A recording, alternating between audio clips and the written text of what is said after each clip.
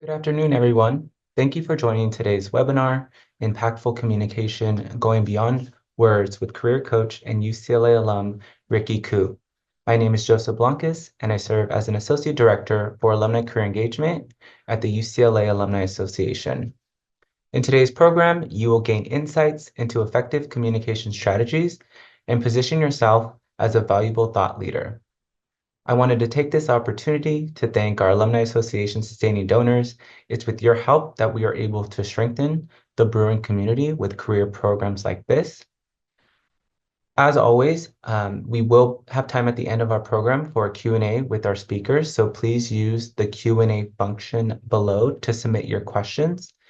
And we'll also be recording today's session, and we'll send it out once it's made available.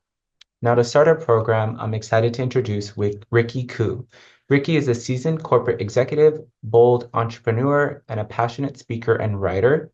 He has a background in psychology from UCLA and started his career as a certified public accountant before becoming a finance leader at numerous Fortune 500 companies across banking, financial services, and technology industries.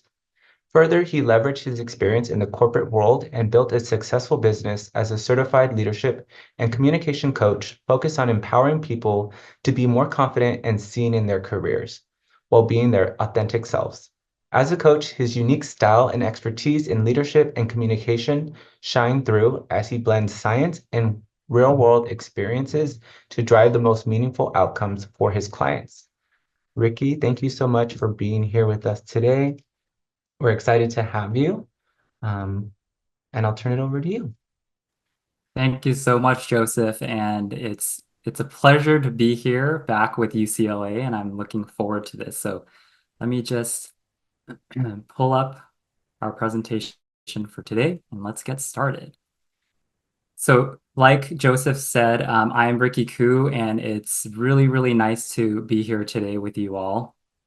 I am a Senior Director of Finance at Autodesk. I head up our spend portfolio management team. Autodesk is a software company based out of San Francisco, and we are the creators of AutoCAD. You may have heard of it or used it in the past.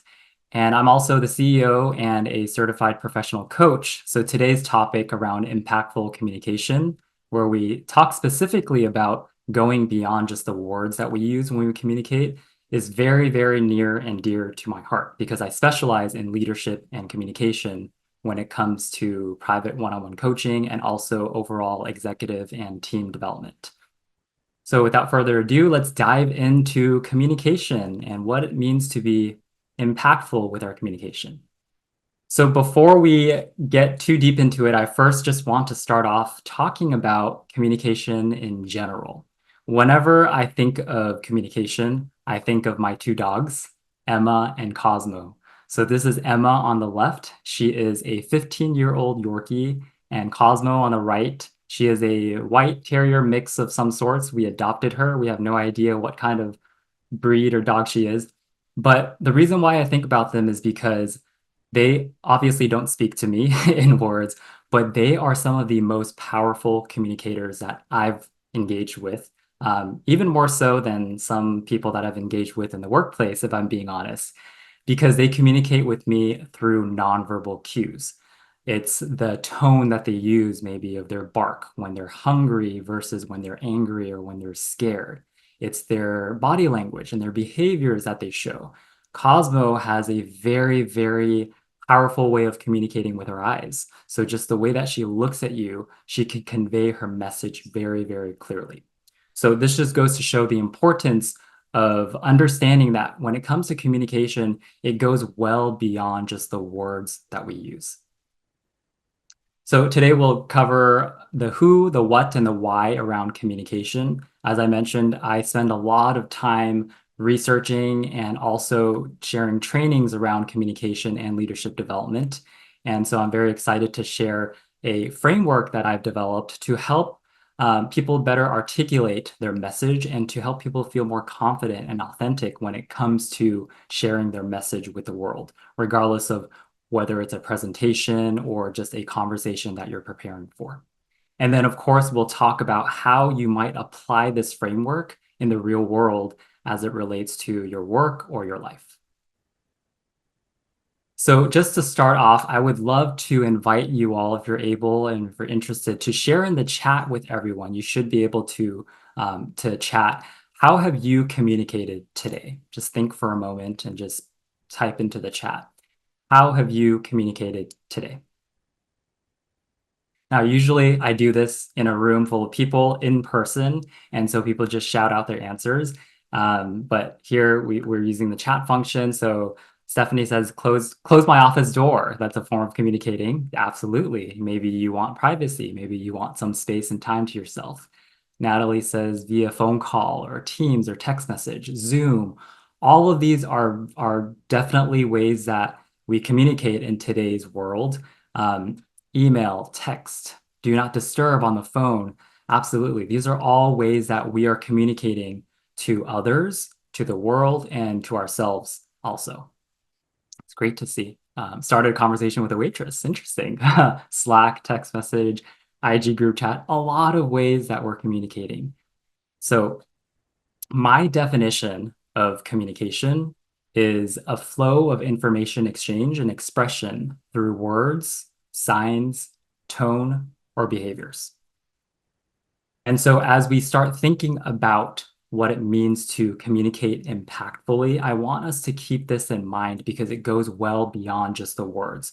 It's signals that we send out to other people. It's the tone that we use. It's our behaviors. Maybe it's how our shoulders look, how our hands look, how our eyes look, all towards conveying the message that you ultimately want to share. So it's important to also acknowledge, why is it so important? Who cares? Why are we spending so much time talking about communication? Why do I spend hours and hours coaching people and coming up with trainings and webinars like this to help people develop their communication skills? It's because more than half of people in the workplace have reported that their productivity has been affected by ineffective communication. So again, if you are able to, and if you're interested in the chat, please type in yes if this resonates with you.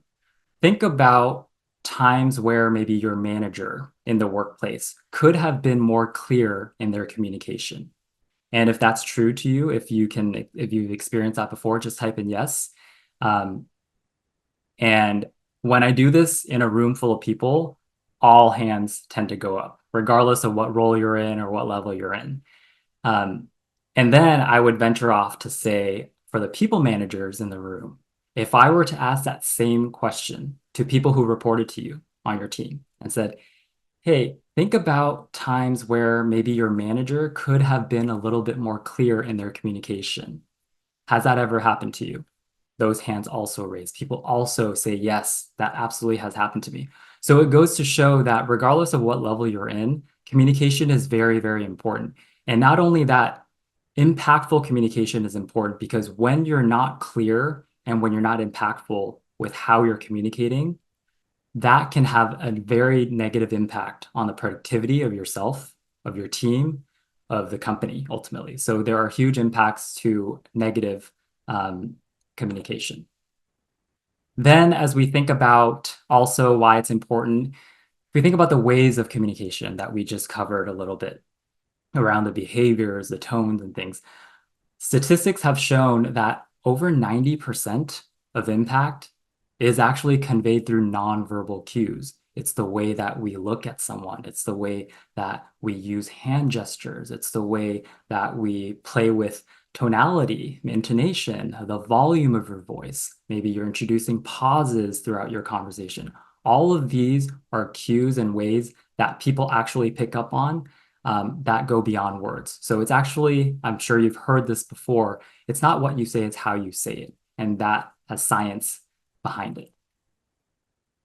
And then the last bit here is, this is a statistic that maybe you have heard before also, where it only takes about 7 seconds for you to make an impression on someone. It only takes about 7 seconds for us to form an opinion on someone that we're speaking with. So as humans, I studied psychology at UCLA, and this is something that I've always been fascinated by. It's how quickly we tend to form opinions based off of very limited information sometimes. It's because our brains love to categorize and our brains love to bucket things into neat little packages so that we could see the world in patterns and it doesn't feel as chaotic. And so it's very important for us to be intentional about how we're communicating and how that message caters back to the audience and understanding the audience, because you only have about 7 seconds to capture the attention of your audience, which is something we'll talk about as we go through the 3S communication framework. Understanding your audience is one of the very important pieces.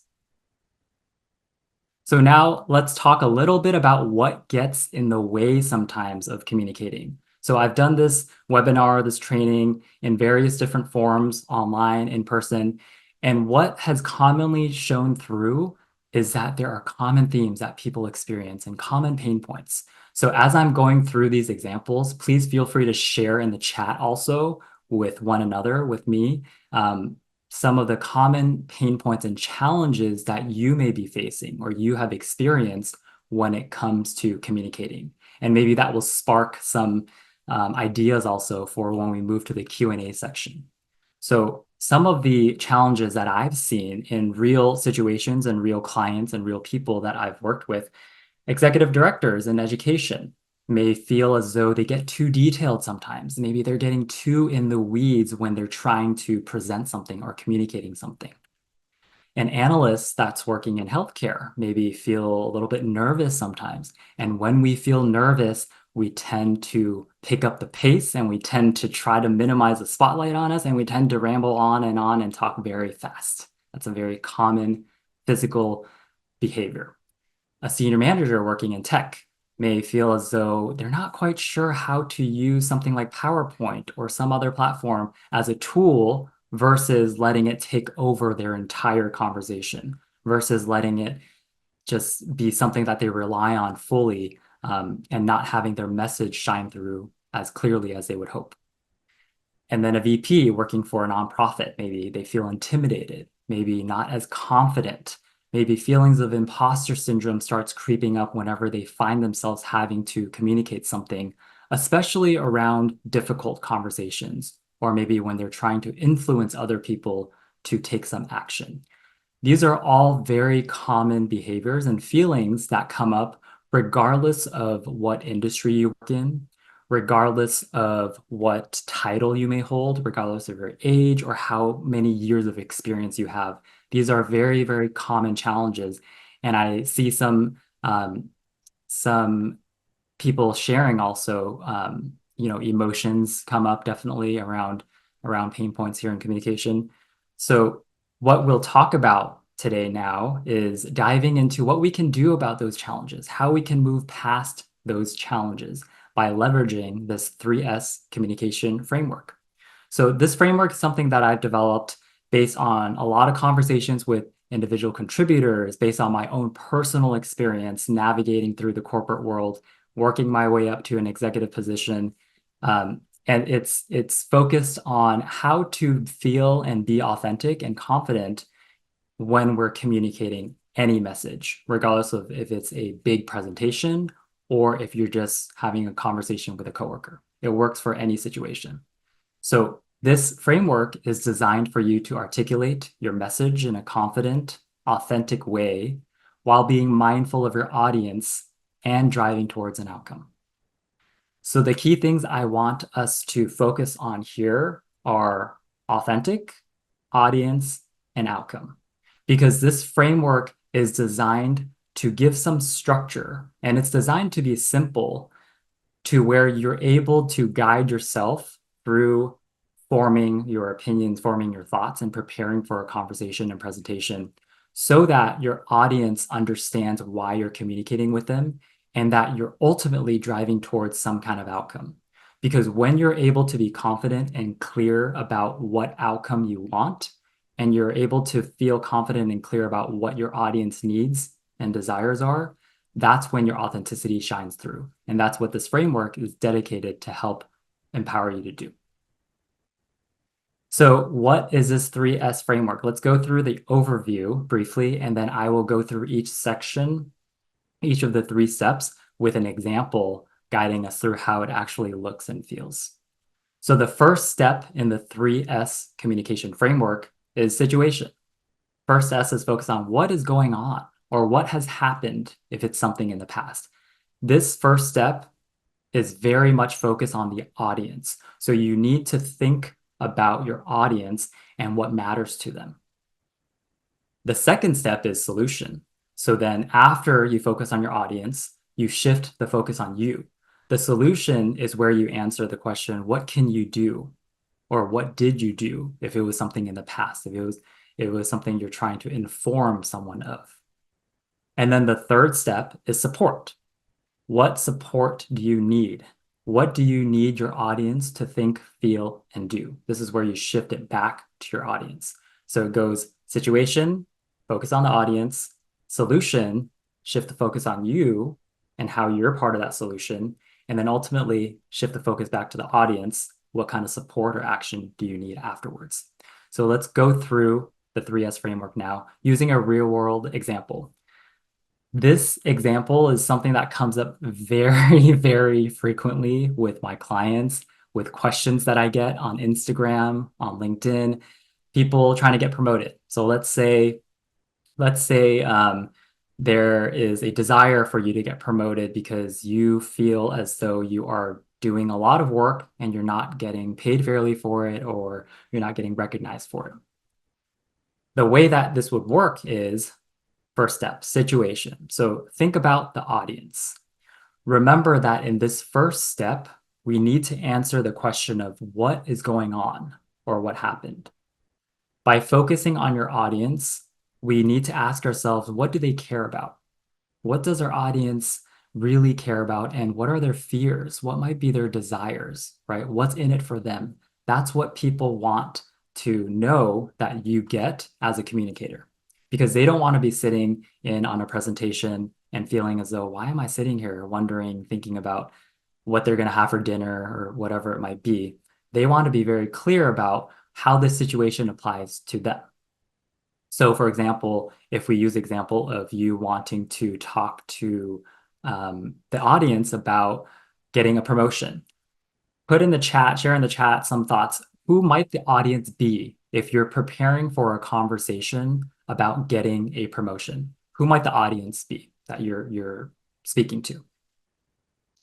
While people think and share in the chat, the reason why this step is very important is because the more connection that you can form from the presentation to your audience, the more value you'll create for your audience, the more they'll know and realize why this is important to them and why they should listen, why they should care. The more attention you'll get from your audience, and ultimately the more focus towards that outcome you will get. So some of the comments in the chat are the audience. So manager, your direct supervisor, absolutely. So if you are thinking about, let's say, wanting to push for a promotion, one of the clear audiences is definitely your manager or your direct supervisor. Some other audiences might be even HR, right? HR typically is involved in those types of conversations. I work in finance. I've worked in finance my entire career in the corporate world. Finance also has a say because there's budget involved, right? Whenever there's promotion discussions, you have to think about also what the financial impact might be, what your pay increase might look like. So let's just say in this situation, focusing on our manager and our direct supervisor, the way that we would craft the situation and that we would articulate what is going on might sound something like, manager, Susan recently left the company and I am currently doing 2 jobs. I have too much work on my plate and I am on the verge of burnout. The team members are also feeling a little bit stressed because we're down a person and we're not able to backfill that position quickly enough. And so the situation is dire. There's a risk of us missing the work that needs to be done. And not only that, there's also a risk of your manager seeing our team as maybe ineffective because of this situation. So you, as the person trying to get a promotion, are forming the situation and describing what is going on to your manager, catered to their needs, their fears, and their desires. Because as a manager, they probably are focused on the work that needs to get done. They probably, if they're a good and effective leader and a manager, which is a topic that I talk about when I talk about leadership development, webinar for another day, If they're an effective leader, they probably would hopefully care about your well-being also. If you say you're on the verge of burnout, you're doing two jobs, right? Some of the risks also that they would care about is maybe their manager and the perception that they have on this manager's team. So here you are forming the situation, you're describing to them and painting that picture of why this matters to them. What is going on right now as it relates to the audience? Now, if you take that exact same example of wanting to get a promotion and you think of the audience of HR, for example, you might focus less on the specific deliverables and the work and what needs to get done because HR might not be focused on that. HR might be much more interested in your well-being. Maybe they're focused on the culture of the team and the impact that you doing two jobs can have on the team's morale, right? Those are things maybe you would focus on when you describe what is going on in the situation. So this first step is very, very important to paint that picture and to provide context catered to your audience so that they know very well and clear why this matters to them, why this is important to them. Now, moving on to the second step of the 3S communication framework, this is a solution step. So the first step was all focused on the audience, right? You're catering to your audience, understanding what their desires are. Here, don't be shy about sharing your expertise. This is where you answer the question of what can you do or what did you do, maybe if it was something in the past. Based on the situations, what are some of the available options or solutions that you might be able to offer? This step allows you to help establish trust with the person you're speaking to or the audience you're speaking to, and it really helps position you as a strategic thought leader. So for example, using that same example of wanting to get a promotion, let's say you've painted the picture to your manager, described the situation, highlighted the risks of Susan left, you're doing two jobs, the team is at risk, and deliverables might be missed. So something needs to happen. The solution that you might offer to your manager is, I thought about this, and a way that we could make this work and move forward is if we restructure our team a little bit, or if we rethink and reprioritize some of the work that needs to be done. If you give me a promotion or if you elevate my role, I will be able to help alleviate some of the work you may be pulled into, and I may help empower the team members to be able to move forward past this time of coverage and to help reprioritize some of the work because I'm very familiar with the work that we need. So notice here, you've painted the situation to your manager and you're offering a solution. You're offering your expertise and your experience, and you're also planting a little seed of the third step, which is what you expect the manager to do. This really helps your managers see where you're coming from, and it helps to establish the trust that you need in order for them to get bought into what you're trying to influence them. So one thing to keep in mind in this step is senior leaders, your managers, your direct supervisors, even executives, they don't always know the best answers because they're just humans. They're just humans like you and me. They have their normal morning routines. They have their families outside of work. They're just humans. And so what we tend to think sometimes is that senior leaders know all the answers, but that's not always the case. So by you positioning yourself in this second step of the communication framework as being part of the solution, that will really allow the leader to have trust in you and to see you as that thought leader. Something that I want to also mention in this step is just because you bring up a solution or a potential idea of what the solution might be, that does not mean you have to single-handedly deliver on that solution. That doesn't mean you have to single-handedly do all the work. It just means that you have the ability and you're showing your capability of thinking that way. And then from there, you might be able to lead other people and empower other people to help you drive towards that solution, which then moves into the third step. So in any communication or any presentation, there has to be an outcome. There has to be a purpose. So the third S is support. The first step, you focus on your audience, you painted the picture, given them the context. The second step is where you offered some solutions and ideas and positioned yourself as being part of that solution. The third step is asking for the support that you need. So you shift it back to your audience. This is answering the question, what do you need your audience to think, feel, or do differently?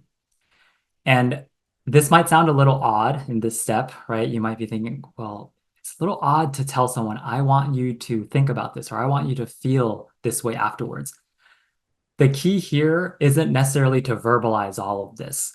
It's really for you to think about in this step how you intend to influence your audience.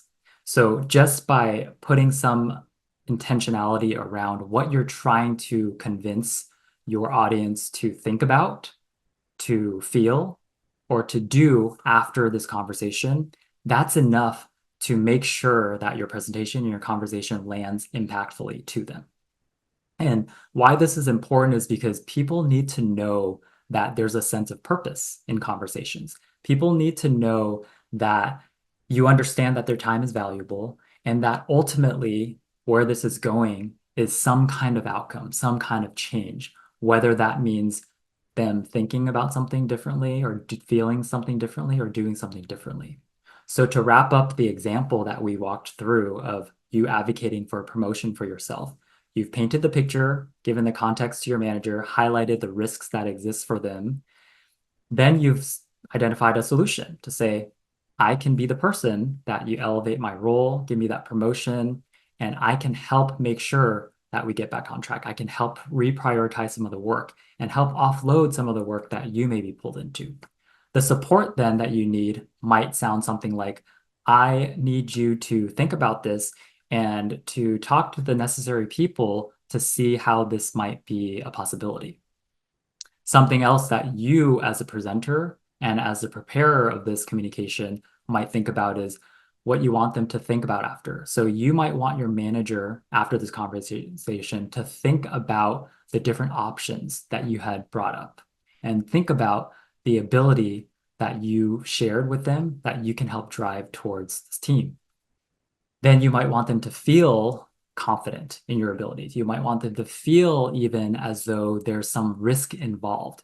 Maybe you want them to feel a little bit of pressure. Say, hey, if I don't do something as a manager, there's risk of burnout. There's risk of people leaving the team. There's risk of my manager seeing me in a negative light. So maybe you want them to feel those certain emotions after your conversation. And ultimately, you need to be clear about what you want them to do afterwards. So by thinking through this third step, that really helps to wrap up what it is that you need from the audience in the form of support. Think, feel, and do. And whenever I think about this step of the 3S communication framework, I always am reminded of a manager that I had when I first started my career. I used to work at Deloitte, and this manager would constantly ask me, what do you need from me right now, Ricky? And I always thought that question was a little odd because it's not a usual question that managers will frequently ask you. But it wasn't until now, many, many years later, where I am a professional coach and I work with a number of different leaders and executives. It wasn't until now that I understand the value and the power of this question of asking, what do you need from me right now? So not a lot of managers and leaders, though, ask this question proactively. In the absence of that, it is your responsibility then, as the communicator, as the presenter, to not be shy about it and to articulate exactly what it is that you need from the audience, whether that is them taking some kind of action, or whether that is them thinking about something, or whether it's just articulating as you're preparing your conversation or your presentation about how you might want them to feel after this conversation with them. The more you are intentional about what your targeted outcome is, the more impactful your message will be, and the more likely people will take action or to think or to feel differently towards your identified outcome. So we've gone over the three S's now, which are situation, solution, and support. So this is just a very brief overview. And usually this workshop that I run in person takes 3 hours long because we spend time discussing and we spend time deep diving. And so it may feel as though this is just a very brief overview, but hopefully you saw with the real example that I just walked through, it doesn't have to be overly complicated. It's not a 10-step process that will take you a lot of time to prepare. If you walk through these 3 S's with any communication that you may be planning or any presentation that you may be planning, you will find that it gives your message much more structure, and it probably will make you feel much more confident in that ultimately you will get to the outcome that you desire, as opposed to just freely diving into a conversation and not having this guided structure in place. So what I offer to people, especially my clients and people that I work with, is this template that I've developed, which has the 3 S's embedded into it. So the action for you after this webinar is to think about this, how you might want to use these 3 S's in your day-to-day life, whether it's at work or even at home. Maybe you're trying to influence a spouse or a partner and you want them to take out the trash more often, whatever it might be. This 3S framework is simple, but it's designed to fit in any situation that you might be preparing for, as long as you're trying to communicate something to an audience. So afterwards, you'll get an email with a link and a QR code that you can scan. And if you share your email, then you can receive this template. It's an editable version that you'll receive in your inbox, which then you can use. Or you can print it out if you choose in PDF format, and then you can write on it. But I encourage you to just practice this and try it and try seeing how this 3S framework can help you in your day-to-day life. So before turning it over to Q&A, I would just like to say thank you so much for the time. I've really enjoyed so far just giving an overview of this 3S communication framework and also getting to know you so far. I would love to stay in touch. There are ways that you can keep in touch with me. You can reach out on LinkedIn. You can search for my name, Ricky Koo. You can find me on Instagram and YouTube as well. I post daily at Coaching with Ricky, and you can email me with any questions. I love helping people navigate through difficult challenges, maybe in their career, or even celebrating their successes. If after you use this template, maybe you've successfully got that promotion, or maybe you successfully influence someone to take some action. I would love to hear that success story for you. And then you can also check out my website, rickykoo.com. On the upper left there is a QR code. You can scan that. That will bring you to all of my contact that you can have, and you can keep in touch with me. And then on the right there, that is a QR code which you can scan now if you choose. And if you share your email address, then you'll receive that template that I mentioned in your inbox, and you can start using that. And you'll also get all of this in the form of an email follow-up afterwards. So with that, I will turn it over to Q&A, Joseph. Awesome. Thanks so much, Ricky. It was great getting insight into your communication framework. I always am a big proponent of threes, and so the fact that you provided the 3 S's was great. So we're going to transition to Q&A with Ricky. And what we do, as always, we do want to get feedback from you all on how we can improve these sessions, but also get insight into other career and professional development topics that would be of interest to you all, that we could potentially offer in future months from our Career Coaches Network. So in the chat is a feedback survey that we would love for you to take a few minutes to complete. And then if you have any questions for Ricky, please utilize the Q&A function here on the platform to submit your question, and we can get through those time permitting. I do want to kick it off with either a question or two that we received in registration. And I think given your expertise on communication, you've provided a great framework here, but one of our registrants asked, what are techniques or maybe resources to continue continuously improve communication. So books, podcasts, anything that comes top of mind to you that you would want to share out to those attending? Oh, I love reading and writing, so this is a great question. I think there are so many resources out there. The things that come to mind immediately are one, of course, I post on Instagram daily. So, as a leadership and communication coach, these are the topics that I spend a lot of time researching, developing content for. And so, I encourage you to look on Instagram if you want to look for me, Coaching with Ricky. There are also a number of other coaches and consultants centered around communication that might be helpful there. YouTube is a great resource, but a book that actually stands out when you ask this question is it's not centered directly around communication, but it is a very powerful book that I enjoyed reading, and it gives you a sense of how to more consciously lead and how to more consciously communicate with people in the workplace. The book is called Conscious Business, and it is a book that I recommend that I share with my clients as well all the time because it's something that I find very, very powerful. And when it comes to communication, it takes practice too, right? So it's one thing to invest time in sitting on a webinar and thinking about, okay, this is a framework that I could see myself using and taking away with, but it's another to actually apply it. It's very important for us to think about how this 3S framework might apply to your life.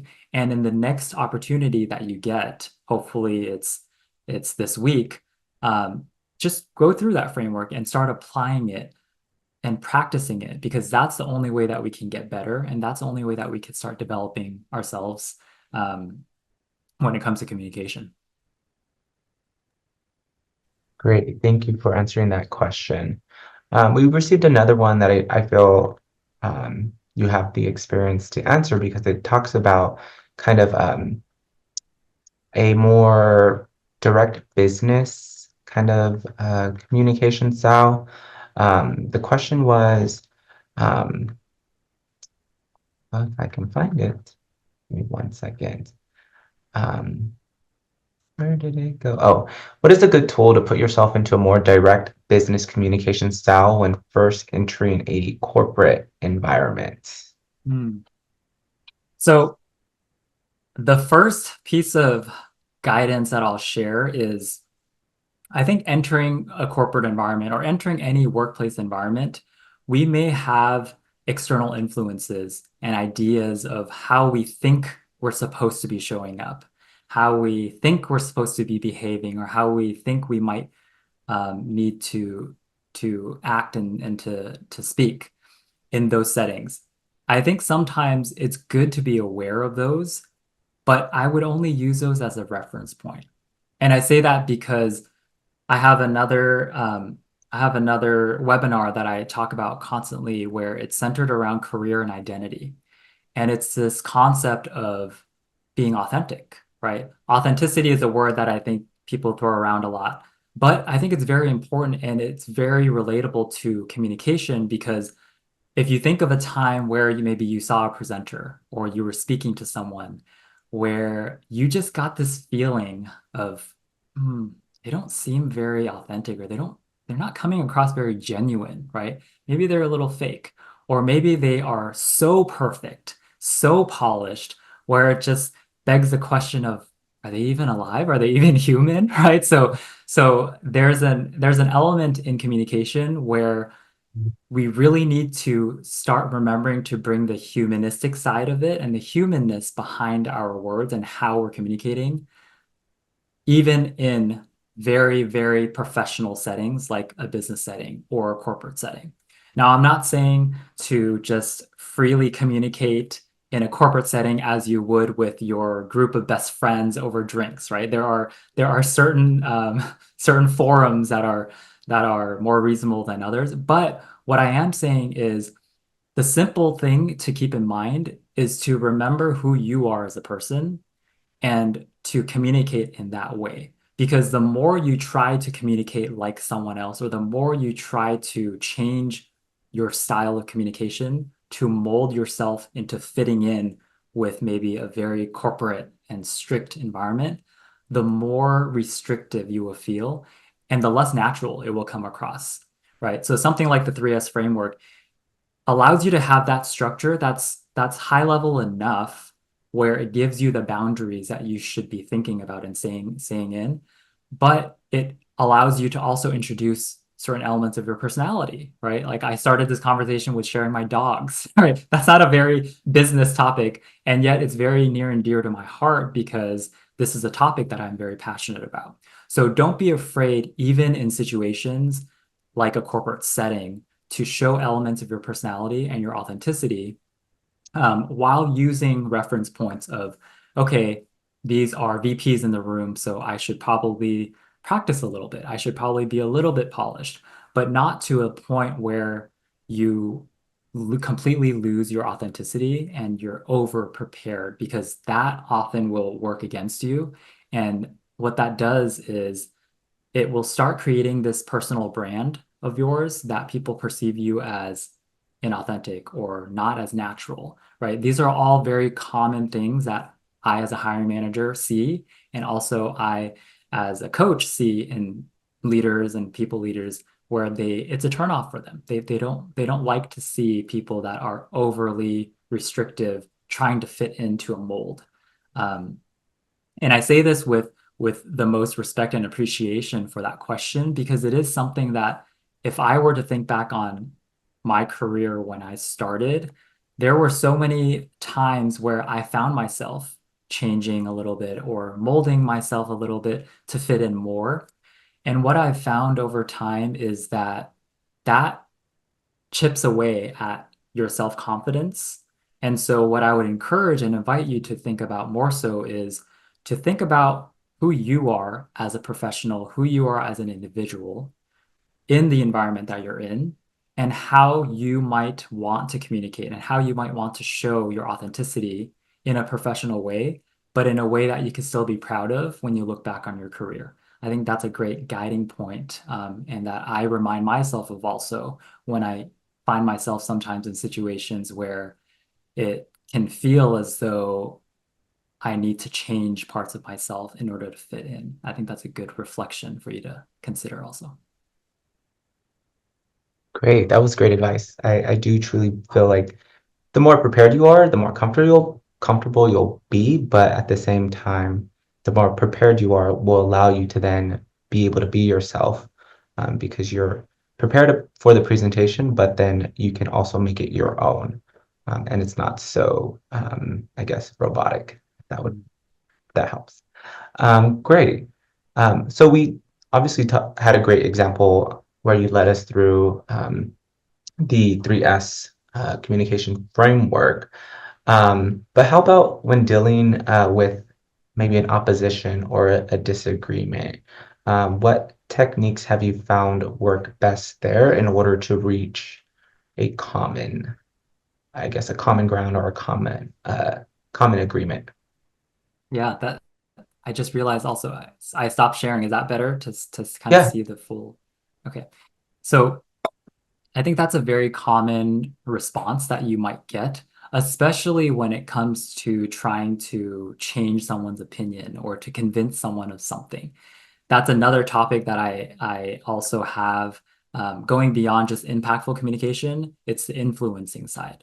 And it's understanding your audience is the number one key thing that's important in this situation. When you find people that might have opposing views, or they may not agree, or they may be resistant to what you are trying to drive towards as an outcome, it's very important for you to have done your research up front about that audience. And what I mean by that is the first step, right? The first S, situation. Thinking about your audience and painting that picture and the context as it relates to them. Because it matters a lot to people that their voices are heard and that they feel seen. That's just human nature. And so the more you can make clear to the person or the audience that you're communicating to that you see them and you understand them, you may not always agree fully, but any kind of bridge that you can identify on with common ground with them, that is a technique that you can use to help at least start that conversation. Because remember the 7 seconds, right? If you start with, here's what I think, this is what we should do, 7 seconds has passed by, and that person, that audience probably already checked out. They probably already thought, nope, I disagree with you, right? But if you were to take a moment to really think about the situation, first step of the 3S framework, think about your audience, and you invite them to say, maybe in the example, let's go back to the example of wanting that promotion, right? Your manager, let's say your manager disagrees. Your manager doesn't want to give you that promotion because it costs them more money and it's extra work for them. They have to go escalate it up the chain, right? So they're against it. Something that you could start the conversation with would be the common ground and to identify what matters to them and what you both can agree on, which is currently there's a lot of emotions on the team. There's a lot of work that needs to be done, and everyone really, really wants to make sure that work is done in a way that delivers high quality work. That's what everyone wants. And then you can lead into here are the risks, here are the solutions, and things like that. So just by spending a little bit of time understanding your audience, that can really help prepare you for opposition and prepare you for responding to when people may be resistant to change. And another thing that, if you're thinking about in a work setting, another thing that you might consider doing is, let's say you have a pitch or something you're trying to convince a group of people to do, and you're anticipating that people may have different points of view, then you're anticipating that people may disagree with you in the room. A common strategy that you could think about is outside of that room, if you spend some time, maybe set up one-on-ones with each of those individuals and to just talk to them and say, hey, I'm thinking about this. What do you think about this idea, right? That will give you data and insights on what they care about and what is priority for them. And then throughout that conversation, maybe you can find one or two advocates for you, right? So that when you're in that room, when you're pitching that presentation or that idea, you can have at least one or two people that might vocalize even, oh, I like that idea because they've already gotten a preview of it. So that's another way that if you're thinking that there might be opposition already, you can have those one-on-one moments and to really collect some data and insights from each individual so that you can, again, better articulate your message, cater to the audience, and even win an advocate or two along the way that can help support you. You actually answered the question that came into the chat around this specific situation where there's a lot of different interests. Um, and so how do you appeal to get what you need and support on to get things done with Mhm. all different teams involved? So Stephanie, who submitted that question, hopefully that helped kind of give you some guidance there. Start small so that you can hopefully accomplish on a larger scale is what I gathered there. Great.